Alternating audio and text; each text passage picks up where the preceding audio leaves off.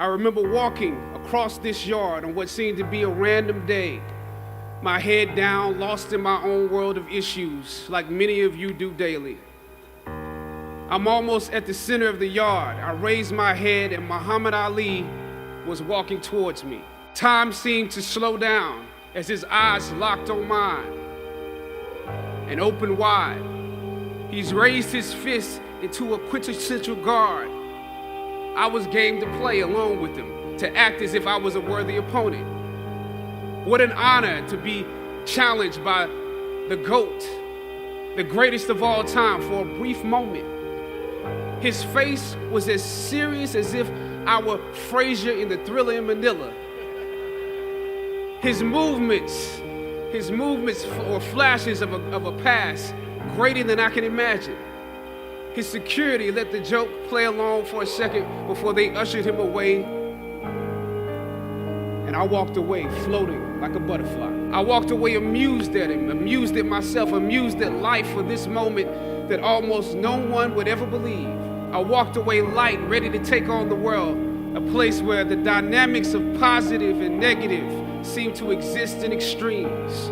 Throughout ancient times, institutions of learning have been built on top of hills to convey that great struggle is required to achieve degrees of enlightenment. Each of you had your own unique difficulties with the hill. You know, sometimes your grades don't give a real indication of what your greatness might be.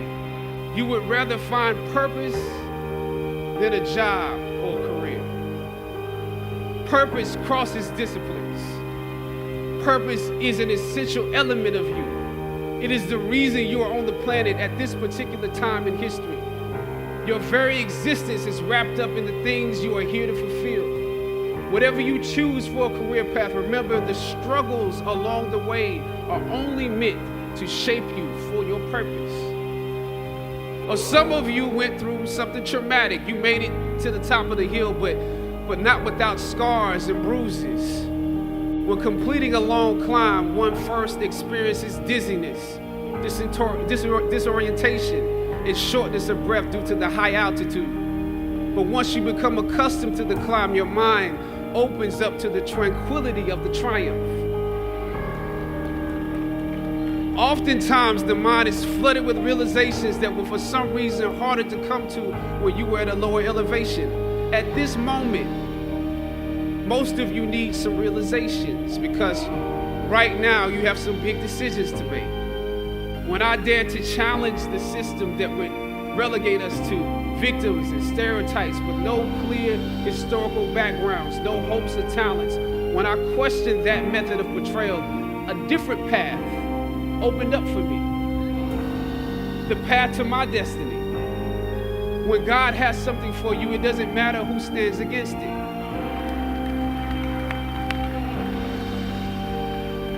God will move someone that's holding you back away from a door and put someone there who will open it for you.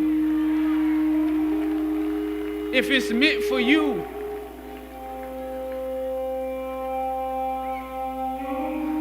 I don't know what your future is, but if you're willing to take the harder way, the more complicated one, the one with more failures at first than successes, the one that has ultimately proven to have more meaning, more victory, more glory. As is often the case, those that follow most often enjoy the results of the progress you gain. Sometimes you need to get knocked down before you can really figure out what your fight is. Everything that you fought for was not for yourself. It was for those that come after. Finally, I thought of Ali in the middle of the yard. In his elder years, drawing from his victories and his losses. At that moment, I realized something new about the greatness of Ali and how he carried his crown. I realized that he was transferring something to me on that day. He was transferring the spirit of the fighter in me. He was transferring the spirit of the fighter to me. He was transferring the spirit of the fighter to me.